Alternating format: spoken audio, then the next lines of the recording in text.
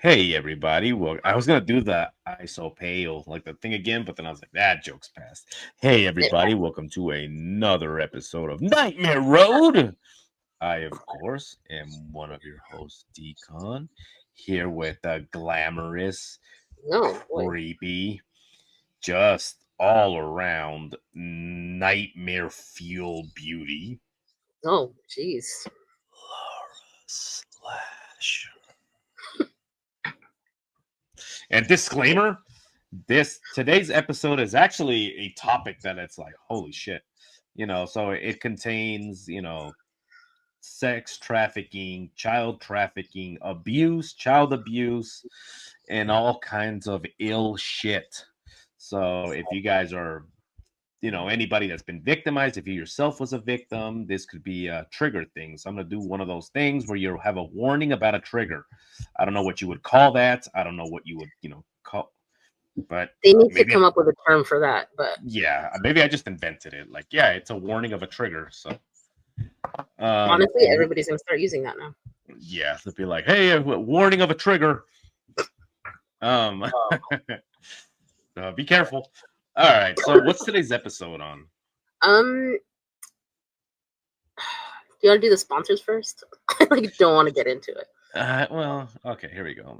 And today's episode is brought to you by Lottie. If you guys want to have, a nice witch starter kit, and you guys don't know where to begin, you're like, I don't know where to begin my new hobby, my new witch journey, you guys can go on ahead and then, go check out Loot by Lottie. Get a 10% off if you put in the promo code Lucky Loot for 10% off your first purchase. And also, it's brought to you by T Public, my stuff. They're what doesn't make money on the show. So if you guys want to get high quality stuff and me not get paid as if I'm in a sweatshop, go on ahead to T Public and get yourself a mug, a shirt, all that kind of cool stuff. I just released a voodoo doll. It's pretty awesome, I think. But then again, it's my stuff, so You would I have a think little yeah, I have low self-esteem. Anyway, also by Groceries and Ghost, the Ghost Man Shaun Burris. If you man, he did a promo for us, and he just has that personality that I don't have. So he did the wink, he did the finger guns. I like the You end. know, yeah, he was like, whatever the hell he said. I don't have You that. want- Yeah, So the Shaun whole Burris, Shadow Nation podcast. So go ahead and check him out. He's awesome. He's funny. He's got experience, in all things paranormal and other stuff too. But we're gonna stick to the paranormal part of it. So yeah, Groceries and Ghost, Shadow Nation podcast. Don't go changing America because I won't. That was his thing. That's not mine at all because that was too smooth. But I'm gonna steal the wink anyways. Here I go. perfect. When it turns out I have a medical condition where I can't wink. Anyway, so today's episode is on You forgot huh? the Yeah, book. I thought is the what? Oh, also by Jay's, all those damn sponsors. Also by the static. Jeez, I don't even know. I was gonna do like this big thing, but then I'm just gonna say it. Yeah, Nate has a book, and it's pretty awesome. Check out his podcast. It's called Paranormal Unveiled, right? Mm-hmm. Yeah. Sorry, there's just so many things. So yeah, go ahead and stick and check out Static. I confused my words there. I'm a little buzzed, guys. So I'm sorry. And that's it. And we will put the link to all those things in a description. So just keep an eye out for that. So today's episode is on Gloria Trevi, Mary Mhm. Boquitas, and Sergio Andrade. The worst Um, one of them all, I think. the worst, yeah, definitely the worst Honestly. one. You know what? It's insane is that um when I was a kid, this was like, oh man, I want to say 1995. There Were you was 44? well, why you gotta do that? Let me just finish. Let me tell my Oh, own story. okay, go. So okay, so we'll start over. So back Okay. in 1995, Gloria Trevi had a movie. It was called Zapatos Viejos, and it was in theaters like in Mexico and in some places. I think in 1991, 1992, but it finally came on TV in a network called Telemundo. And Telemundo used to have what they call la super película. So they would just like play, and then they had the Gloria Trevi movie. And I remember that all the little girls, they were like in class, they're like, La película de Gloria Trevi, Gloria Trevi's movie is gonna come out, and it's coming out on Friday. Come over to my house. Come over to my house, fool. You know, um, yeah, that's how they spoke too. Yeah. So, yeah, we were all All for it right. for. So, so I was like, that's so stupid. Like, I don't want. But then I saw the commercial for it, and Gloria Trevi was dancing. She had her fucking stupid hair, and then I saw El Maro Mero Pais was in it. You're like, I gotta watch the movie. Yeah, and I was like, I gotta watch this movie. What's he doing in there? What's this about? So, and if you guys don't know who he was a boxer. He was before he was a boxer, he was a clown in a circus. So he was they call him maromero. That means juggler. Yeah, so That's just go ahead and check Spanish him for out. John Wayne Gacy. Yeah, he's a Spanish John Wayne Gacy. Mhm. So el mero mero maromero. No, actually, let's not start that rumor. He did not do that. No, he didn't do that at all. Didn't Can you do that. imagine? Yeah, he just beats you to death. So anyway, so that movie came out and everybody watched it. Even I watched it. So there was even a fight scene where Maromero's like beating everybody's ass because they're trying to stop Gloria Trevi and her gang of kids with her old shoes. So Is anyway, that the one you sent earlier? yeah. Okay. I didn't watch that. Yeah, well, obviously, otherwise you'd be more excited than me. So I'd be I remember, getting to school and all these little girls, they're like dancing, they're like zapato, and all our shoes were shitty because this was Los Angeles, so everybody's shoes were shitty, so they all had old shoes, so they're all dancing, and so, but yeah, Gloria Trevi's was gigantic.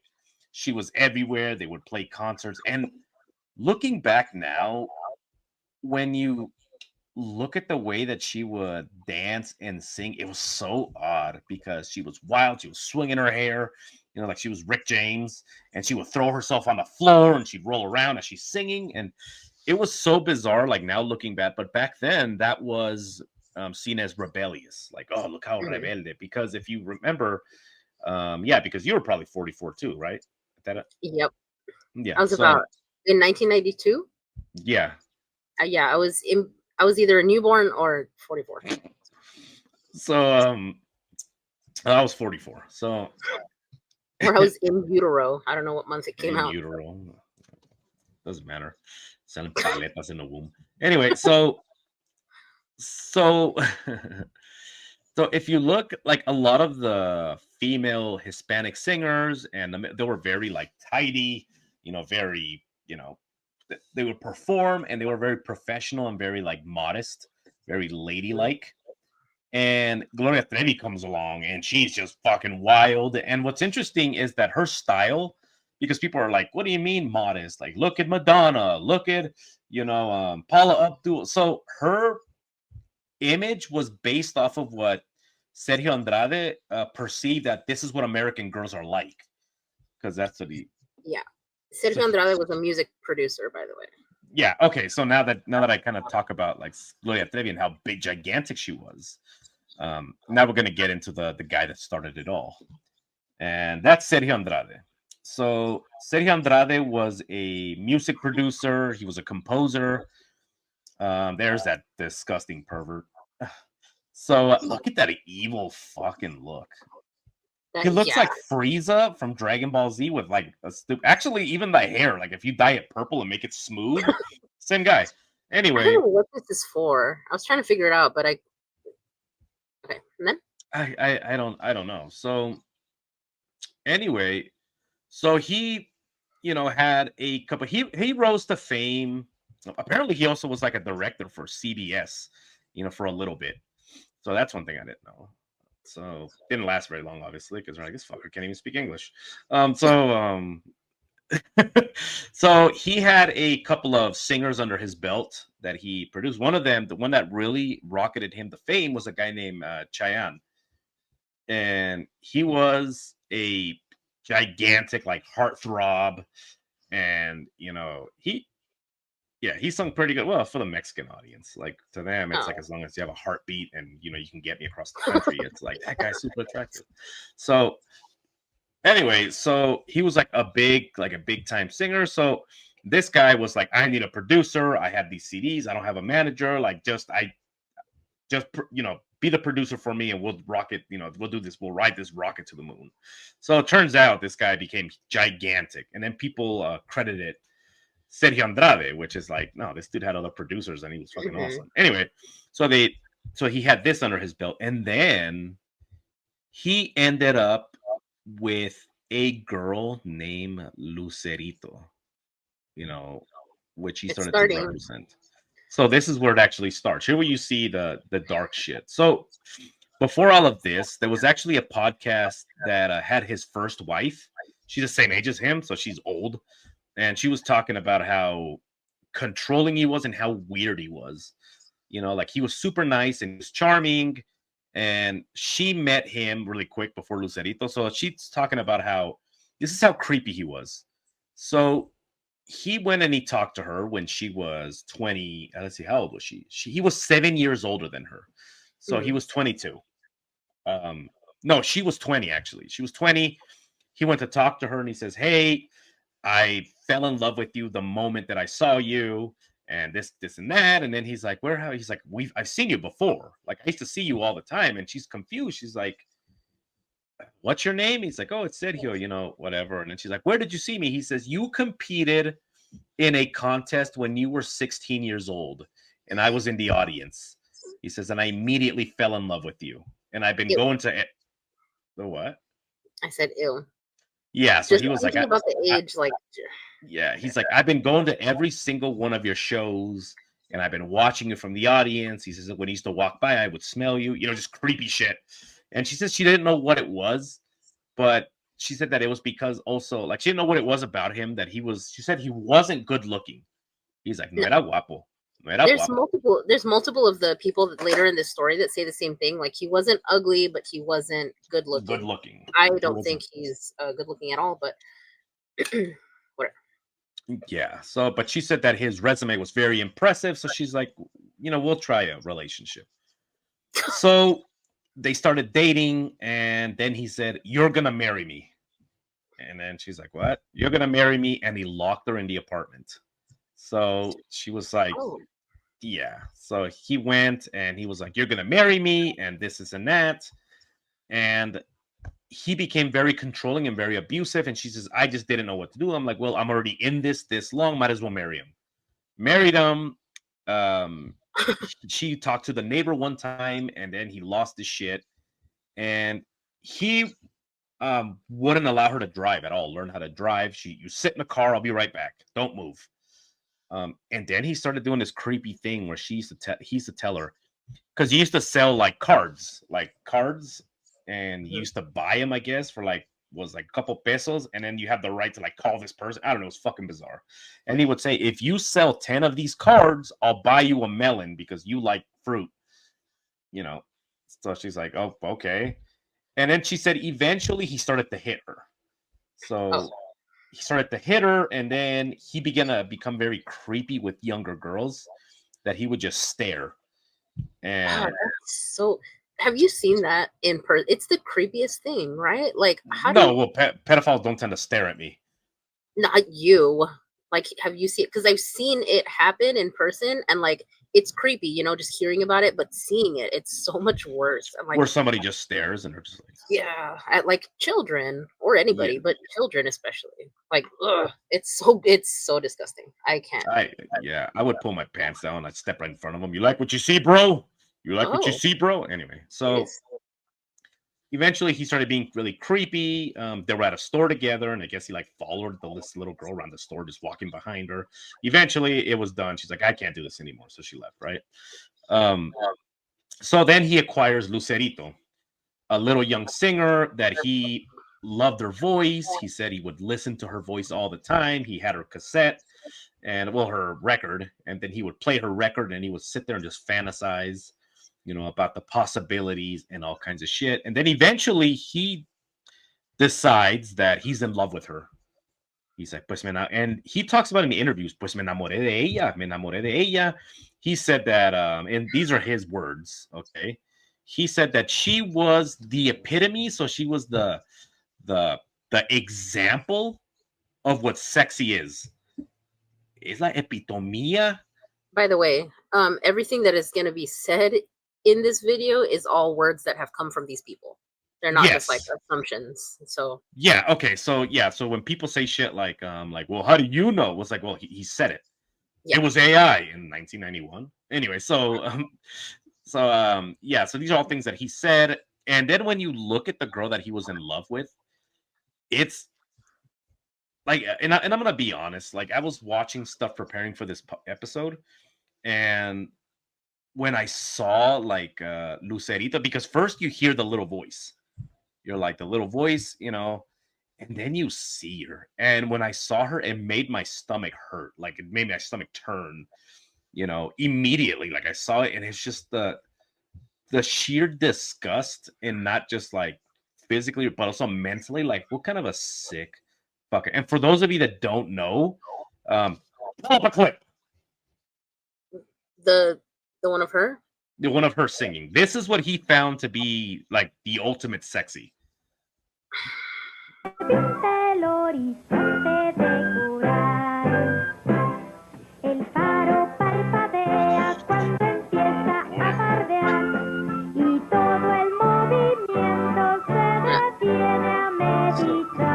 Okay, cut it off.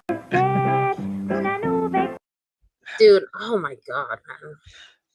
This is a little kid. Like, this is crazy. Get out of here.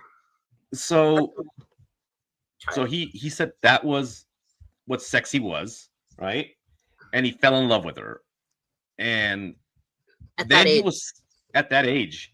That's the age that he started talking about her like that. Yeah, he started talking to her, and then you realize later that that's what he preferred. So, he said she was sexy, and then he said that she was, and I don't know if this is a mental delusion that he had and has to this very day. He still talks about it, by the way. But he would talk about how she was in love with him, that they were both in love with each other, and he had to have her. So he calls her up. Yeah, look at fuck, and that's a little kid. That's a that's a little kid. Like, that's crazy. That looks like somebody is hanging out with their little daughter. Yeah.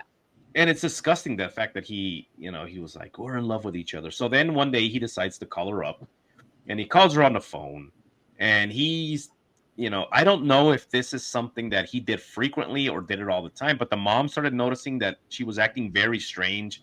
Mm-hmm. When they would go record or go rehearse, she was very reluctant, and like she didn't want to go, and she would tell. So Sergio had this thing where he said no parents are allowed because parents are distracting.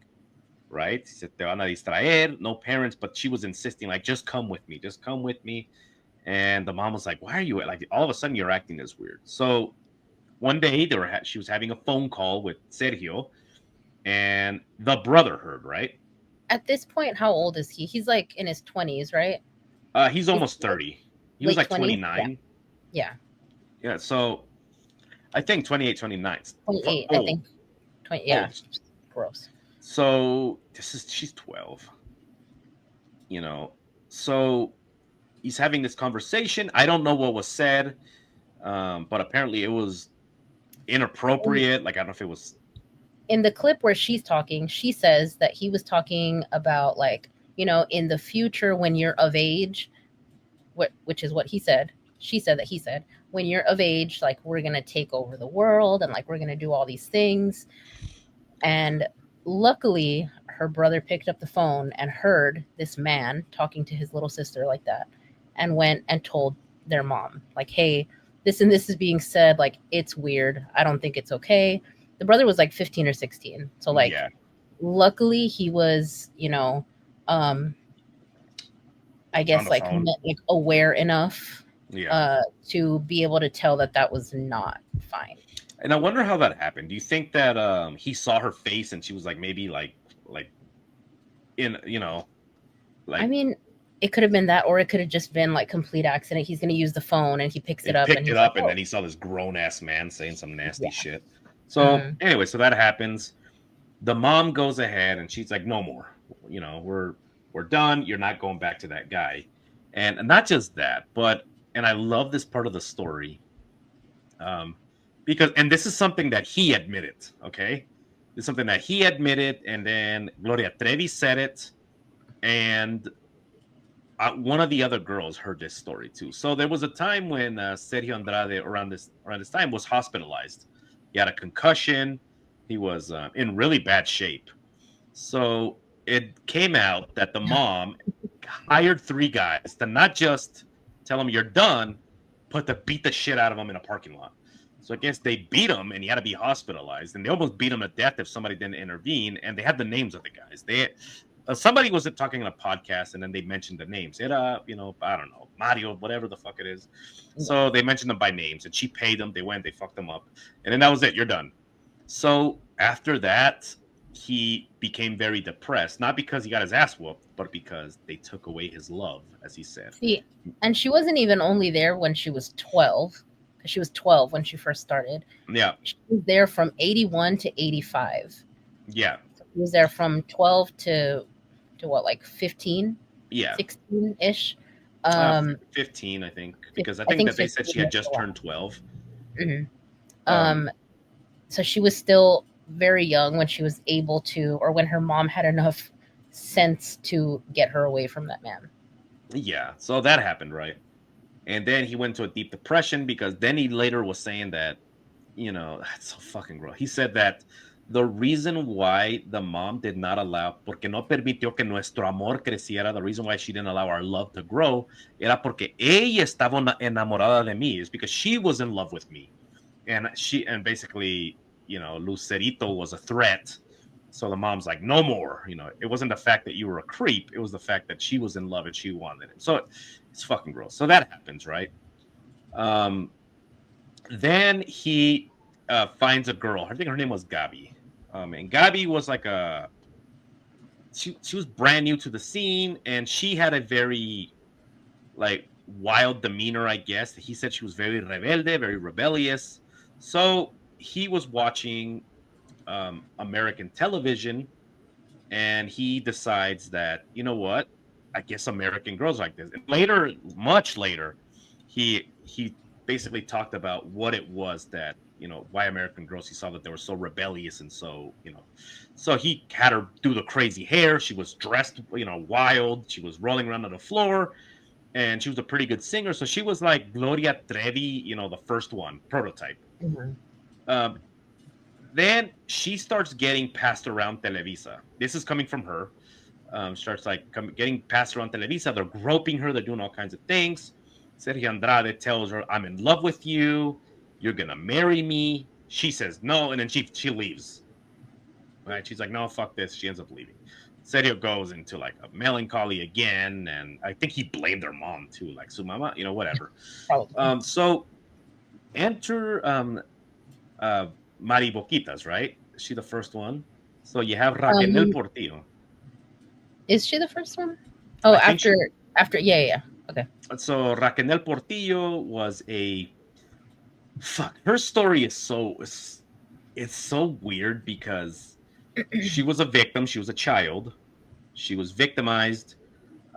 She basically, tells us that you guys could check out her podcast, if you want. It's just that this thing is gigantic, because everybody has such a long story themselves, and then you have to put them all together. Yeah. And they all have one story that's super long. It's ridiculous. Yeah, it's very ridiculous. So she goes, and she said that before she learned to talk, she learned to sing, right? And she was dancing and all kinds of stuff. So she wanted to become a nun. Eventually she saw a group named Menudo, I think. No, not Menudo. I forget what it was. Doesn't matter. They're all the same thing. Yeah. Bunch of refried dreams. So she sees this group, and she decides this guy was so handsome. She's in love with him. So she's no longer going to become a nun. Now she's going to be a famous singer. So she's singing and she's dancing, and then she goes and she auditions, right? This guy was in town. He held like a contest, for like Little Miss, whatever the fuck it is. She auditioned. Immediately he's like, you got the spot, So yeah, like, you got the spot, and told her mom, like, okay, again, conflicting stories. of what happened. One of them said that he was like immediately in love with her, like, wow, you're amazing. The other one said that the mom, spoke to him in private, and basically told him, like, this is her dream. This is what we want. There's allegations, allegedly, and this is coming from several people that apparently Mary Boquitas said this to Gloria Trevi. Gloria Trevi said this to a couple of girls. Sergio Andrade might have alluded to it. No, actually, he did. Mary Boquitas denied it, but it was that she went into this room and did sexual favors for Sergio Andrade, the mom, for Sergio Andrade to like get her in. And then afterwards, he came out of this room after having this private chat, and then he told the mom, "You and her could be sisters. You both look you look so young, so you're in." Brings her into a room and then tells her, "I want you to audition and I want you to convince me that your dad's dead." So then she said that she cried and she did all these things, and then he would go and rub her shoulders to comfort her, and he's like, "Yeah, you're the next big star." It's so disgusting. It's disgusting. Because she was talking about how like the whole time he was hiding the person that he was. Like he put on this mask, I guess, the entire time that he was talking to the parents and doing all this stuff because he knew basically like what he was going to end up doing to this little girl. Yes. So, he would have her audition, and he said, "No parents, stay at home, stay out there. This is between me and her." So he would have her play the piano, which he said that the piano is one of the most sexual instruments, which is like, okay, like the piano, like, yeah, well fuck the hair, dun, dun, dun, dun, like Beethoven, you deaf bastard. So yeah, the piano. So he had her play the piano, and she said that he was like, "I wrote you a song." And that's another thing that's weird is the fact that when she recalls the story, I'm going to use a more technical term. When she recants, so when she tells her story, she doesn't tell it like a person that's remembering hurt. Because people that remember past experiences, they have a certain way where they speak. They're like, you have to explain why you're saying that though, because okay.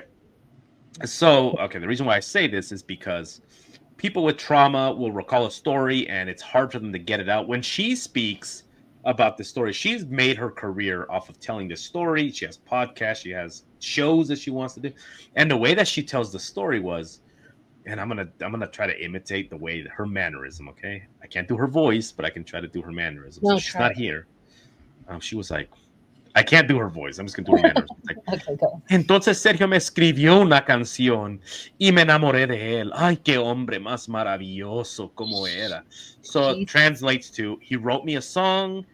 I immediately fell in love. He was so romantic. What a wonderful man. She said, as soon as he started playing the song, I fell so in love with him. Me enamoré tanto, profundo y caí, and then I fell in love so deeply. And so the reason that it's because like people might think it's weird that you're like, she's not traumatized at all. She ended up becoming not a victim in the end. Yes. Allegedly. So yeah, so that's a big thing. So yeah, like it's the story. This might be a 3-part episode because it's so big. Yeah. So she ends up recanting the story. She's talking about it, so romanticized, And when you're listening to this story, how when someone talks and you can tell when they're smiling, even if you're just listening, you can tell when she speaks. And go ahead, it's called En Boca Cerrada. And you put the link. Okay, so yeah, you can go check it out. But as she's speaking, it's like she has the biggest smile. I'm expecting her to go, and just like flop on the bed, like a teenage girl. So that's the way that she tells the story. Okay, he tells her an idea that he has for a group of girls. So, before this, right? Let's get into the little details. If we're going to make it a 3-parter, might as well. Yeah. She would sneak around with this grown man. Yeah. To go to like the movies and like do all this stuff. And her mom would be waiting for her outside. Yeah. Okay. So they would use like little corridors, like in the like corners of the building or whatever, to get out without the mom seeing them. Yeah. So okay, yeah, that's an important detail. So it was almost as if the mom was kind of also hiding it from the dad. Because he was after she found out, yeah. So okay. So then what ended up happening was she falls in love with this guy, and he ends up kissing her. She said, and again, when she specifies the kiss, she's like, "Era un beso romántico de películas de dos jóvenes," and it's so gross. In the English language, doesn't give it justice to the way that she's expressing herself. She said, roughly translating it, there's more detail in Spanish, but she said the first time he kissed her, he said he kissed her so deeply and so romantically. It was like they were two teenage kids in love the way that he kissed her. And this was a grown ass man. This was not a teenager. Yep. And she was what, like 13, 14? She was 13 at this time. So he's in love. She's in love. He proclaims his love for her. And then he marries her. Did he marry her? Yeah. He married her. He married her when she was 14. Was that her or Eileen? No, that was her. He married her too? Jeez. Okay. Yep. He married her. The mom went and signed over because she was a minor, signed over the rights. This is now your husband.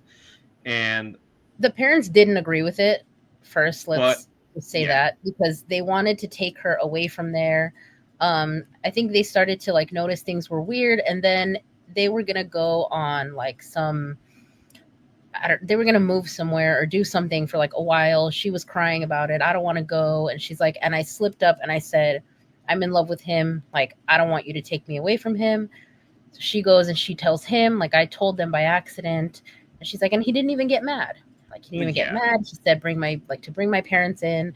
The mom kept it from the dad for a little while. Finally told him. They went in, and he convinced them to let her keep coming to the classes or whatever, because that's what it's supposed to be, after they get back from like their Christmas vacation or whatever.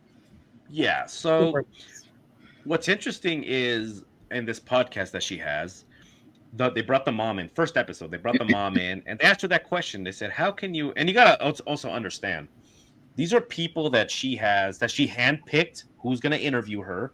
These are people that threw like very softball questions at her because there's money involved. And that's what I find weird, is they interviewed her on her own podcast. Yeah.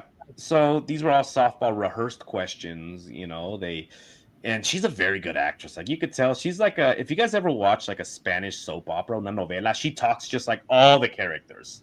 Hola, mi amor, ¿cómo estás? Hola, ¿cómo está? And it's just like so over the top, because she's acting, and then you hear her when she's angry and she drops that, because that's how she talks to the reporter. She's like, hola, sí, un buen, ay, qué bonito este día. What a wonderful day. And then when they ask her a question, she's like, mira, te voy a hacer una cosa. She drops it. And she even pulls in her Mexican accent, because she's got so she has a Mexican accent. I think it's more closely to Monterrey. Like, her accent is very like, it's muy informal, like very like aggressive, even when they're happy. Mira, güey, vamos a ir a este lugar y va a estar bien padre. Just very aggressive. And she drops.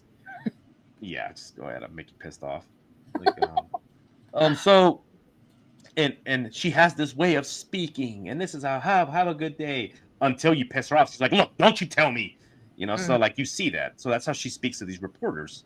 And this reporter softballs a question to the mom, and she says, how can you allow your daughter to marry a grown man with a bad reputation? Because by this time, the thing with Lucero had already come out. His first wife had actually denounced him, like on TV. She's like, he's this, he's that. So here they already knew he was a predator. They had because Lucero, also the mom came out, and then I think they might even share letters. There was letters between that he would send her, even after the whole thing was over. So he was already known as a creep. So he wasn't even just like in love with this little girl, with Lucero. He was obsessed with her. Yes, obsessed. And then you'll later find out like what he did to the kids. Okay, so marries this girl, right? And the lady asked her, she says, how can you allow your daughter to marry a grown man with a bad past? And she said, look, I can tell you, but it's a very long story. And, do we want to get into it? It's just a very long story. And she says, fair enough. So then she's like continues and moves the conversation. It's like you didn't answer the fucking question. Why would you allow your daughter to marry a known predator? So do we want to get into it? Yes, we want to get into it. Go ahead. Tell me what the hell was going through your mind. Like what the hell was going on? Did you bang him? You know, just shit like that. So, but of course we're not going to ask those questions. No, of course not. So what ends up happening is he marries this girl, and all he can talk about, and this is according to her, and well, actually, according to her, but also according to a lot of the girls that surround him, so he wouldn't shut the hell up about Lucerito. That's all he talked about. Lucerito broke my heart. Lucerito did this. Don't be another Lucerito. Don't play with my heart. And he would cry. And she said that he would listen to her songs, that he had them in cassettes, and he would just play the cassettes over and over. Mira, escucha Lucerito. And then it was when she was kind of like, I'm sick of hearing about this girl. And he slaps her. You know, no hables, you don't disrespect Lucerito. Because she said in the beginning, she was kind of like, how can I be better? Like, how can I do more than this little girl did for him or whatever? And these are all little girls. I'm like, these are kids. So then it's so weird. And by the way, for those of you saying like you guys are beginning to trash a victim, this lady was a monster. Just so you know, still is, by the way. There's no remorse. Like when you find out what she did, she was a monster. So that happens. This is her, by the way. Been talking about her this whole time. Yeah, that piece of shit.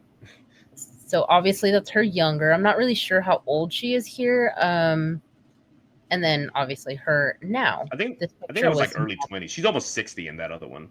Yeah, this picture was not that long ago at all. No. Like I heard she was posed like, you know, for like inappropriate calendars. Ew. Like later, like in her, yeah, it was fucking bizarre. No thanks. Anyway, so she talked about it in a podcast. So liberating to pose naked. I'm like, ew, you're almost 60. You know. So anyway, so the Sergio Andrade decides that he's gonna hold a contest. Ew. Okay. A Lucerito look-alike contest. Whoever can talk, can move, looks like Lucerito, you're gonna be the next big star. So he holds this contest. He's auditioning girls, and not only is he auditioning girls, he's taking them backstage to talk to them, like to see like if they're like her. A girl wins. Her name is Gloria Trevi. Gloria Trevi was her given name. She's like Gloria Trevino de Los Angeles, whatever the fuck it is, like something stupid Mexican. So Gloria Trevi wins the contest because she looks the most like Lucerito, and I guess I never realized that when I encountered Lucero. See, by that time she was Lucero when I was a kid, and she sang like traditional music, you know, and she was very talented. Also, she farted on stage. So she what? She farted on stage. Like she had like the microphone behind her back or something. And anyway, so that's not the point. So Gloria Trevi wins the lookalike contest, right? Mm-hmm. And do you have pictures of them side by side? I don't have them side by side. But they look. Here's her like young. I don't have like a little kid one of her. But that's her young, and then I mean the only other thing that I have is like that. Well, yeah. But, okay. So yeah. Okay, and one of obviously she looks like Lucero. It's crazy if you put them side by side. He thought that she looked just like her. He even made a comment, and this is fucking gross. He made a comment where he said, "No solamente se parecía Lucerito, huelían idéntico. They smelled alike." Like, what does that mean? Yeah, Mary you smell like. When he mentioned that he was gonna start like this little group of like girls or whatever, this like girl band. Yeah. She said that she had no idea Gloria Trevi was there, and then she heard like this voice or whatever from like the next room, and that when she came in, she was so surprised how much she looked like Lucero. Like Lucero. Mm-hmm. So. You know, he says they look alike. She has that smell of a kid, like when they've been outside. And they're like, "What the hell? It smells like outside." No, okay. No. So that happened, right? So looks just like her. And then he's like, "You're hired." And then she's super excited. And this guy will not stop talking about Gloria Trevi. That's all he talks about is how great she is and then, Mary Boquitas, which is her name, like Mary Little Mouth. So gross. But it's because you think it's because of that band thing yes. he started. He started a band, like a girl band called Boquitas Pintadas. Boquitas Pintadas, which means like painted mouths, like little painted mouths, like with lipstick. Yeah, and that was actually based on a novel. And he openly says it when they say, like, where'd you come up with the thing? He's like, oh, there was a novel by a man from Argentina where this man is like an educator of some kind, and he has all these little students, and he has them wear makeup, and he engages in intercourse with all these little girls. And he said that was his favorite novel. He said he read it all the time. And then there was a novel number 2 is called Boquitas Azules, Little Blue Mouths. So, yeah, so that was his favorite book about pedophilia. And he was obsessed with that book. And he decided, you know what? I'm going to have my own band of these kind of girls. So Boquitas Pintadas. So all of a sudden, his wife, little girl, he's like, you know what? You're not, because he told her, you're going to be the lead singer. You're amazing. You can dance. You can do all these things. Like, you're going to be backup vocals. Gloria Trevi's, she's the talent. And then and this is according to her, now she had to sleep in the living room, and Gloria Trevi was sleeping in his bed. So, it's like, talk about hitting the ground running, right? No time for romancing, no time for nothing. He's like, you're going to sleep in the bed with me. And she did. Well, it's because he did this thing that he would promise them like fame, and he would promise them all these things. But if you're not with me, it was kind of like if you're not with me, it can all go away. Yeah, it can go away. Like, if you leave, you're not going to get any of this. You're ungrateful. Like, you're a piece of shit. So now it's all about, at first it was about Lucerito. That's the first time he actually hit Mary Boquitas, allegedly. She said, I think I could sing better, or I think I could go. And he's like, don't you talk bad about her. Don't talk about Lucerito. So, and he hits her, allegedly. So then after Gloria Trevi comes along, it's like he had his own Lucero back, his own Lucerito. But he's like, you know what? We're going to do a different style. You're going to be wild. You're going to be like the American Girls. And then when you say the American Girls, what do you mean? Why the American Girls? Sergio Andrade, much later in his life, described that American Girls were dirty. They were from the streets. They were more experienced, because when he tried to recruit some girls from Texas, because he would travel back and forth from Texas, he says that they immediately wouldn't talk to him. They'd run away. They'd tell their parents. He was like, I have an opportunity for you. And they would leave. And he's like, these girls are too experienced. There's something wrong with them. They're not like Mexican girls that are very gullible, because a lot of that is the culture. So in the United States, we do the whole stranger danger. Don't talk to strangers. When these are your no parts. No one can touch you. They just got all kinds of stuff, right? Yeah. In Mexico, speaking about, in Latin America in general, speaking about sexuality, or even alluding to it, is seen like as a big, like, no, no, even your parents, they would never give you the sex talk, because it was embarrassing. It was like, don't talk about that at all, even when you knew. Also, it was a sin. Yes, it was because it was very. Don't look at it. Don't do it. Don't nothing. It's a sin. It was very Catholic centered, right? So it was one of those things where you did not talk about it. So that made them vulnerable, because they had no defense against, there's a strange man talking to me. Like, he must be a nice guy. Like, you learn to trust everybody. And Sergio Andrade took advantage of that all the time. So the fact that when he went to the United States and he was trying to talk to little girls, they'd be like, no, fuck off. And they would leave. Even the Hispanic ones are like, no, get out of here. So then he said, son muy sucias, son de la calle, they're dirty, they're from the street, son muy experienciadas, they're too experienced. So Gloria Trevi's like, you're going to be an American Girl. It's not that he was a creepy old man. It's that they were whores. That's why they didn't want to talk to him. They were whores. That had nothing to do with them. So Gloria Trevi, when you see that portrayal, just like Gabi, that's what he imagines American Girls to be. They're wild, they're disrespectful, and that's what she was. So Yeah, so he's obsessed with this girl, right? Gloria Trevi, she's like his new top girl. He begins to mistreat his second wife by this point because he was married to that one lady. But for the sake of this, his first child bride. Okay, he begins to treat her bad, and now it's all about Gloria Trevi. So he starts, and this is, and I don't know exactly.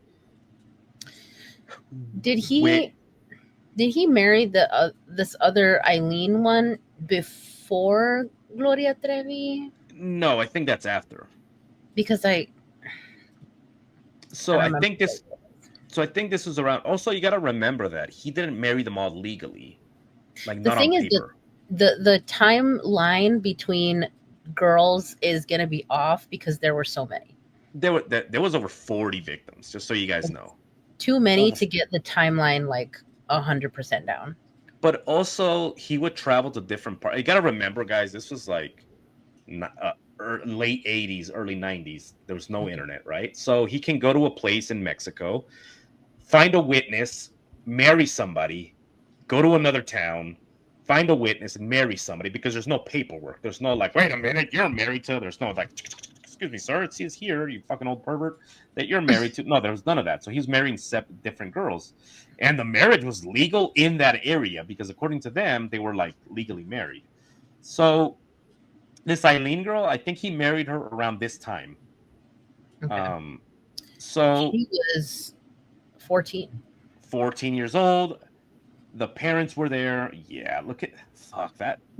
And look how happy this fucking pig is.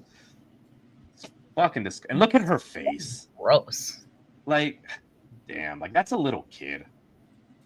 So he marries this girl. Her parents were there. One of the, I don't know if it's with her, but one of the parents basically ended up saying, again, I don't know if it's her. Like, so, like, if I'm incorrect and it's a different girl, but I definitely know that to one of the girls that was 14, he said the parents were like, "Well, he already took your virtue. You might as well marry him.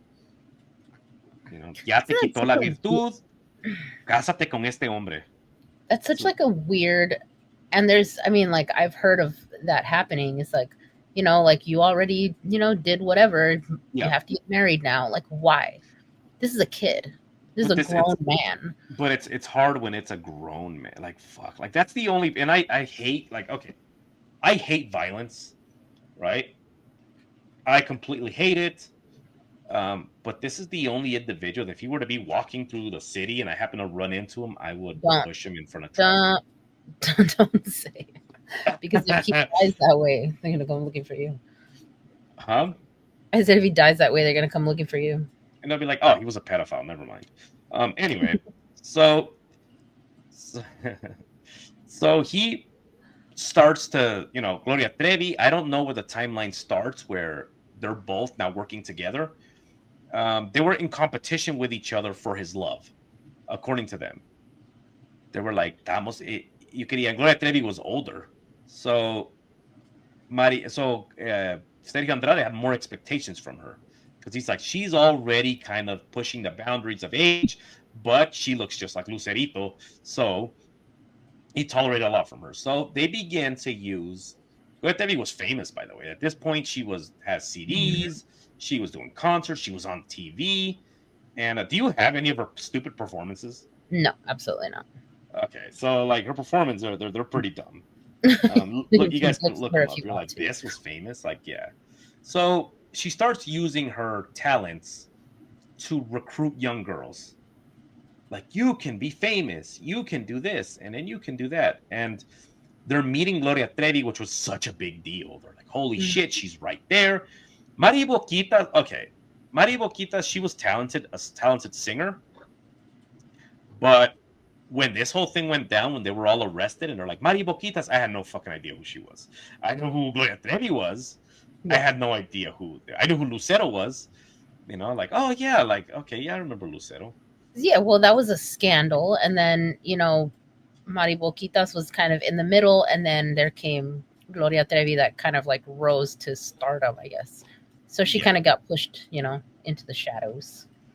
Yeah, so Mary Boquitas becomes the backup singer, and she was good at basically talking to people and convincing people. She had that stuff. And if you watch her talk, when she's even now, knowing of all, and I'm telling you guys, like, you got to be very careful.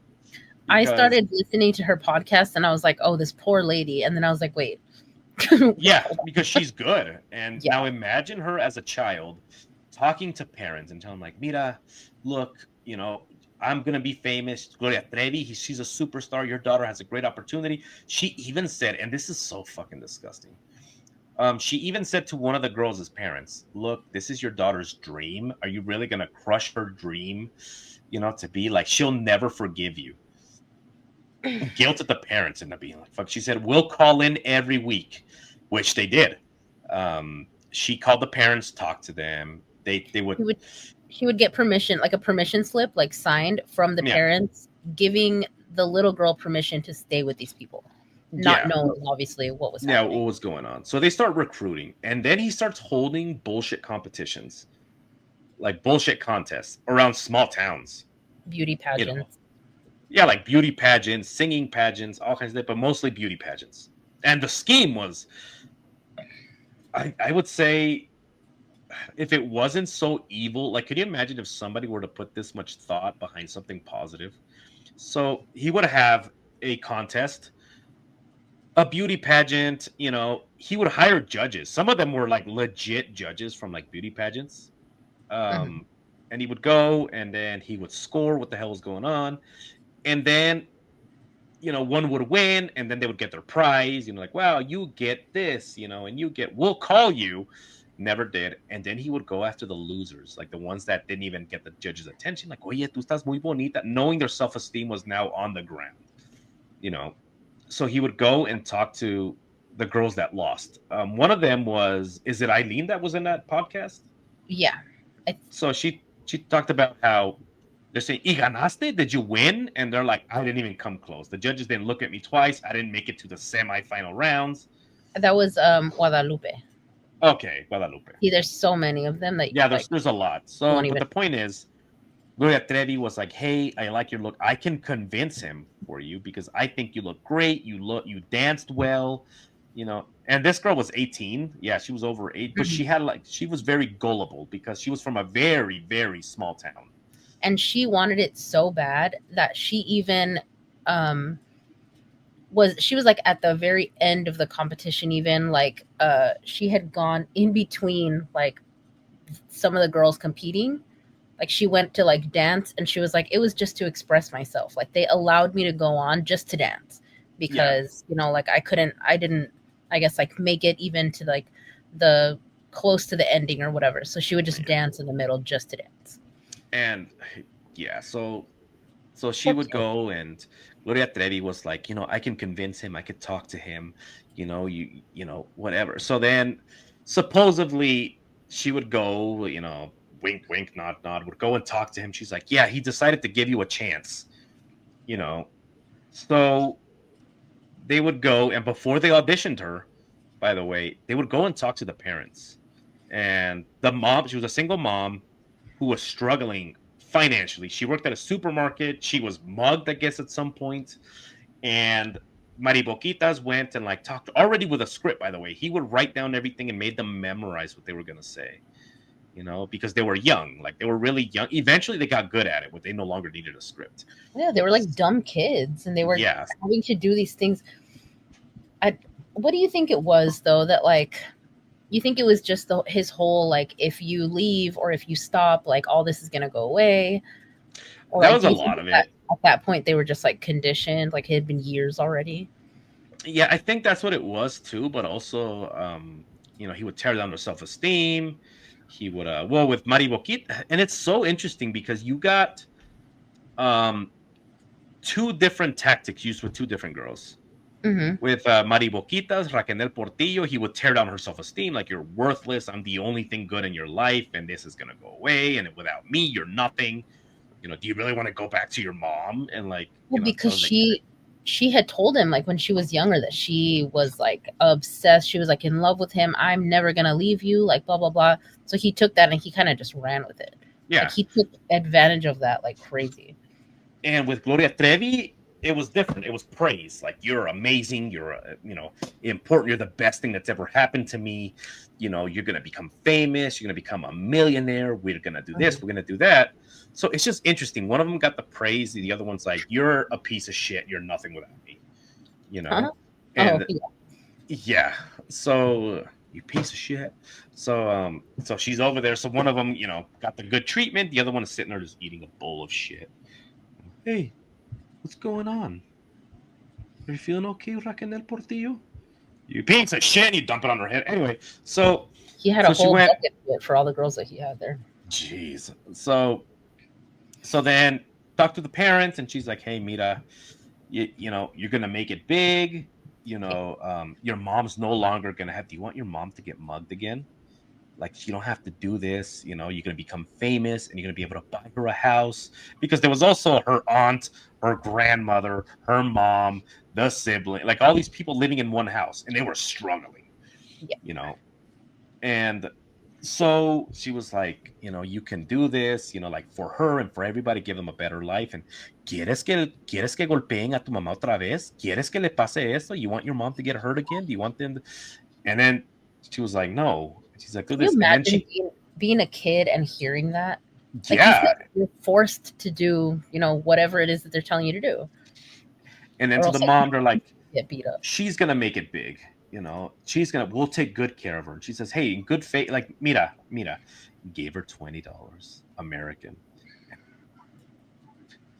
What? $20 American? Like, what? And she goes, Mira, she's gonna make it big. You'll see. We'll take good care of her. And then Mary Boquitas, like, fuck, so despicable. She said, she's gonna be like my little sister, and I'm gonna take care of her. And then they're like, wow, like, what a great... Okay, done. So she goes, and Sergio, so it's like, we're gonna do a photo shoot. Okay, I want you to come here. I want you to do this. Gloria Trevi said, ¿Quieres que agarrar su atención? They want to catch his attention? Get naked and audition for him. So she's like, pero no, like, it's fine. I did it. She did it. This is the way to do it. So she did it, and then it was like, oh wow, like, this is great. So she comes back and she's excited, like, you're in. One more audition, and it's like, what is it? Came in, and he was like, again, like, I gave you guys the trigger warning. He's like, I'm gonna see if you can convince me that you're in love with me, kind of seduce me. She's like, I don't know what that is. And he's like, okay, never mind, get out. So she gets out, and Gloria Trevi's like talking to her. She's like, no, you can give one more. You could make it up to him later. Just trust me. There's going to be another photo shoot. So this is going on, and and this is what's gross, is this is the beginning that you think, but they've been busy. They've been they've had this fake contest. They've been really busy. Is this the photo shoot with the bathing suit that she had no idea what it was? Yes. Okay. So they've been busy going around town, doing the same thing with the contest with other girls. So she arrives at this house, and she notices that there's a bunch of girls around, and she's like, I thought I was the winner, like, I thought that I was the one given the chance. So they get there, and they're like, we're gonna do a photo shoot. Everybody get in your bathing suit. Let Debbie's like, here, take my bathing suit, and gets naked in front of her, gives her the bathing suit, And she's like, wow. Because, again, this is Gloria Trevi. She's a star. She's like, holy shit. So she puts on this bathing suit, and none of the girls will talk to her. Eres una India. You're a peasant, basically. It's what it translates to. It means you're an Indian, but, like, in that, like, you're a peasant. Eres una India. You shouldn't even be here. They wouldn't talk to her. So they wouldn't even let her stand next to the mirror. So she said she had to sit there. And this is all pre-planned, by the way. They told her, like, no one talked to her. Everybody, if you do, you're out. Treat her bad. So she goes, she puts on her bathing suit, and then ready for the pictures, and then they all pose for pictures. These are, by the way, we censored this picture because even though they're not nude, they're in bikinis. These are children. Yeah. Okay, so take it away. So then, they're all in their bathing suits, and they're all posing for a picture, right? So put the picture out. We censored it. We censored it, by the way, because these are all minors. Okay, so the girl that we're talking about is the so you have 1, 2, 3, 4, the 4 girls on the top, the one right below them.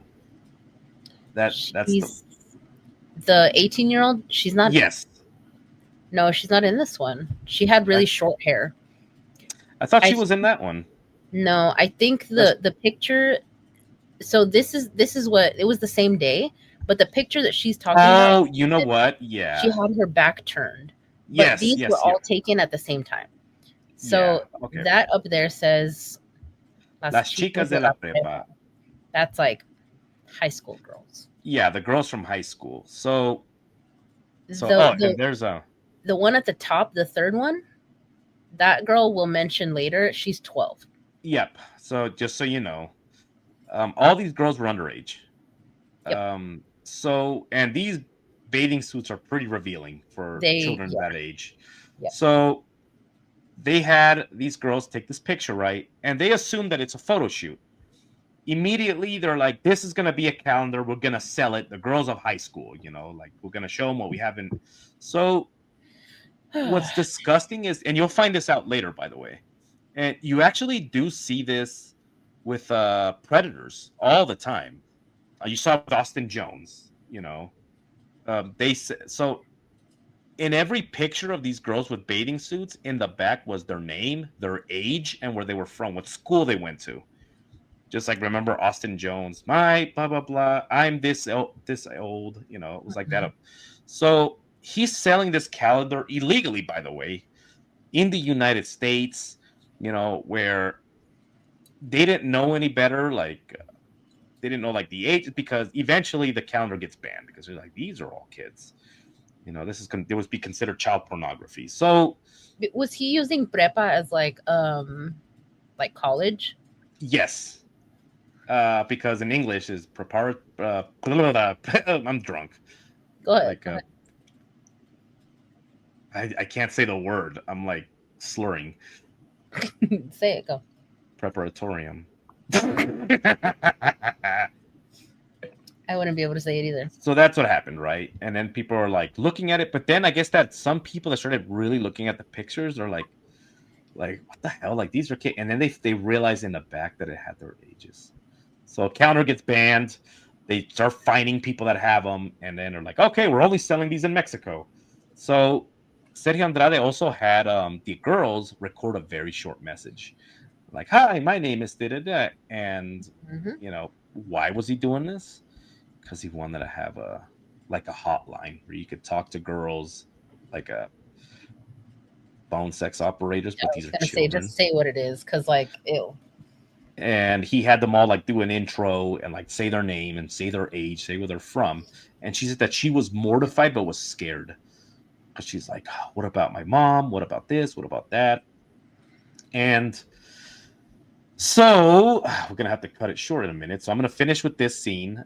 So just so you guys can see the kind of people these are. So then they say, okay, what you girls are going to have to do is write a letter, write it back home, just so that we know, that let everybody know you're okay. Anybody that you guys know in your life, write them a letter, and send it out. So she writes a letter. And they were like, write it to anybody. This was a tactic, by the way.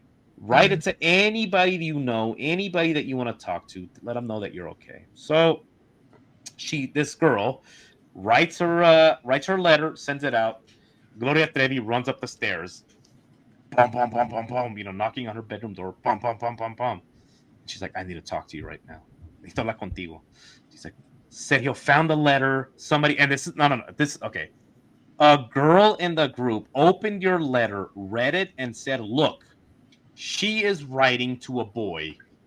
And then Sergio said, I thought you did not have a boyfriend. I thought that, and she's like, he's not. He's just a friend.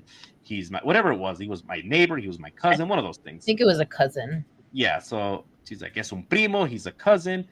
And she's like, yeah, he's going to throw you out. He feels betrayed. By the way, it was this girl, and this girl. They're saying that you're a peasant. You shouldn't even be here. And they're encouraging him to throw you out. You'll see this tactic much later, causing divisions between girls.